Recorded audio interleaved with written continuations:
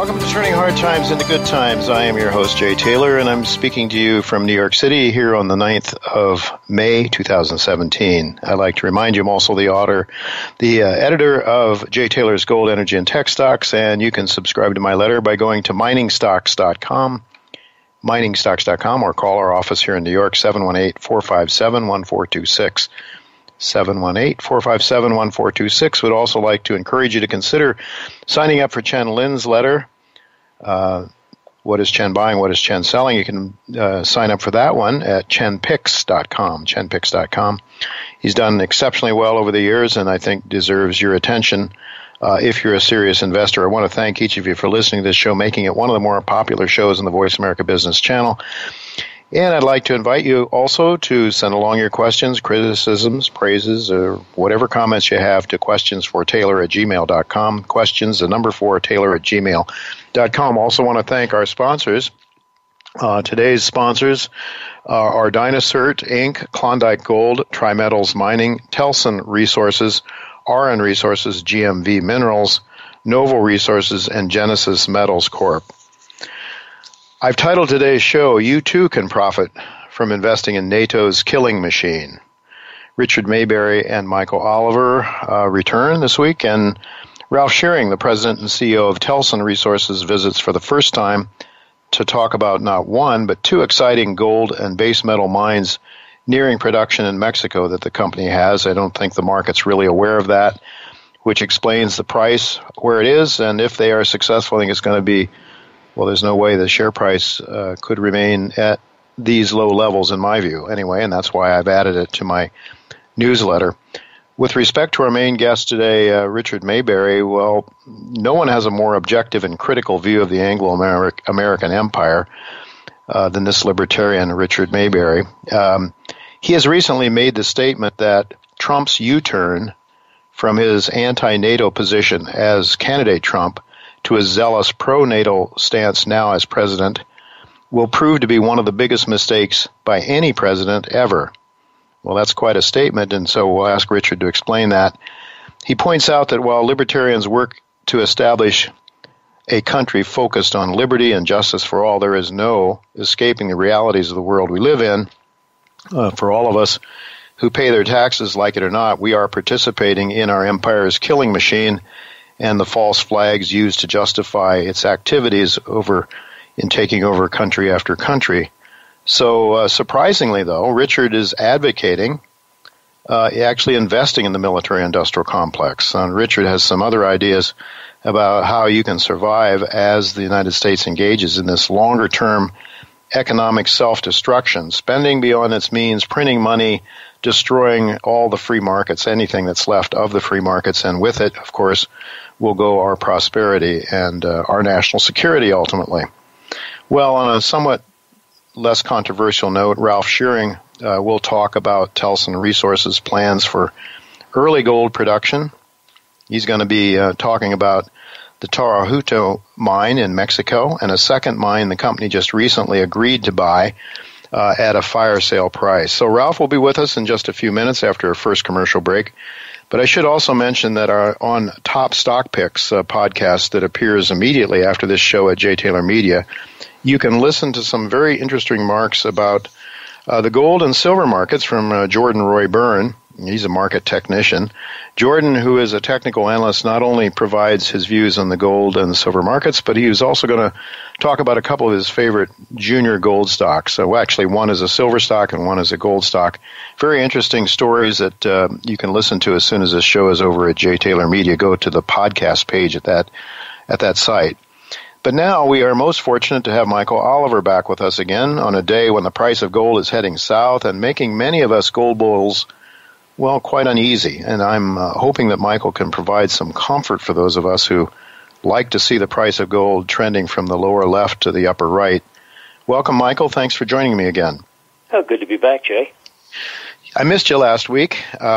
I always get a little bit nervous when I don't have you on, so I'm so glad that I've got my security blanket back here now, Michael. Thanks for joining me. And, I picked up a headline at Zero Hedge today. It said gold drops below Marcon lows, breaks key technical levels. And, in a special report that you put out on May 4th, you noted some rules that you use that relates to structure and momentum that cause you to see this current decline in the price of gold as mere noise within a context of a positive annual momentum situation.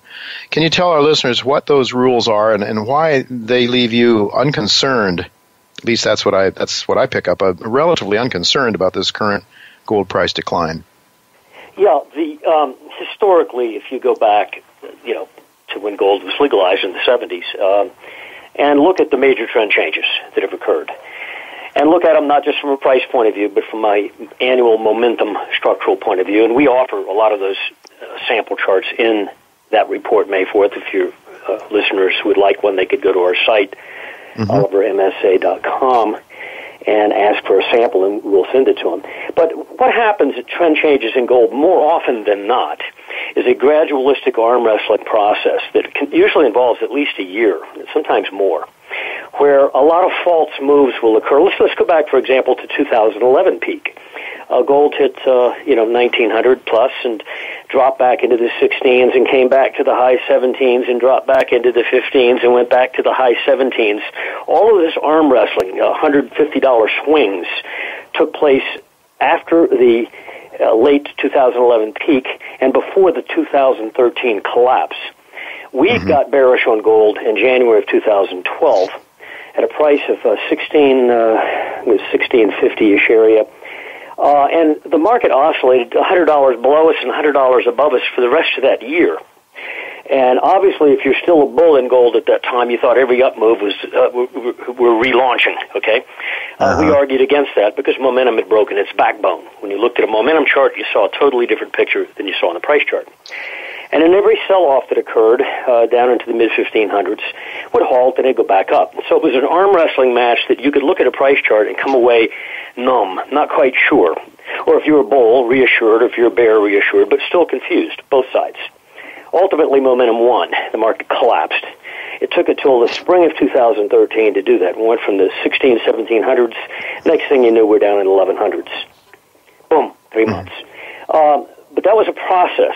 It took over a year to finally the arm wrestling match to end. The same thing happened in the 2013 through 2015 period, where gold would have repeated rallies of $100 plus nature, and then sell off and make a new low, but not really go anywhere. Make a new low marginally, then go up another $100, $150. And it kept making new lows, but every time it would make a new low, it'd be by a few more percentage points, such that if you were a bear, you really weren't making a lot more money after the 2013 collapse. Again, an arm wrestling process. We broke out, gold did, in February of 2016 from our metrics. That occurred in the 1140 to 1160 price zone. It wasn't a price breakout, momentum. What happened since then? We went to high 1200s, pulled back hard, went to high 1300s, then pulled back really hard late last year, back to the original breakout level, which would be the 1140 area. Actually, we got down to 1123. At that point, we did draw a line in the sand and said we cannot see this market touch 1119.40. There was a specific reason for that. It didn't. That was a major pivotal area for us. And above us, we have another major pivotal area, which if we can get to this year, anytime, in the 1320s, the next launch will occur. So in between that 1320 level and the low that occurred in December at 1123, there's this quite a wide zone. And all the swings that we're getting within that zone are what we describe as noise. Now, if you're highly levered, either way, those swings can be dangerous and can hurt you. Sure. And from a bull point of view, you're frustrated because it keeps pulling back. But actually, from a bear point of view, put yourself in that position. You get these hard sell-offs, and they don't make new lows. They make higher lows. The issue right now is there was another low other than the December low, which was 1123. The other low was a high 1192, I think it was, in March. Right now, we've dropped down to 1214 and change at today's low. Question is, are we going to take out that low? And my answer is I don't know, but I think if you see 1226, which is like $10 above the current market, we're trading 1216 right now, I think you're not going to take out that March low. That instead your coil is just continuing at lesser highs, lesser lows. And it's a noisy coil. It's an arm wrestling match. But this is common. It's happened many times at major gold turns where this process unfolds. It's very confusing. But yeah. It really is. It is unnerving for those of us that are bullish, but at the same time, leveraged. In other words, that's our main argument. If you're long gold, be long gold and sit tight, but be long from good levels. We suggested 1140 to 1160 was where we strongly pounded the table. Getting long up at 1300 is not a good idea, especially leveraged, because you're subject to what we're getting right now. All right, Michael, we're going to have to leave a go at that. One quick question, though, with 30 seconds left. Jordan Roy Byrne, who is on my other Jay Taylor Media, is suggesting he thinks we could take out the December low, but I guess you're very doubtful of that. Is that right? Well, I'm skeptical of that. If you do, I'd have to reassess. Yeah. Now, that December low is 1123. That's like almost $90 below you. So he's talking deep. I don't have particular reason to assume that. All right, very good. Well, that's what makes a market, different ideas, and we welcome both ideas. Thank you very much, Michael, for being with us. We are out of time.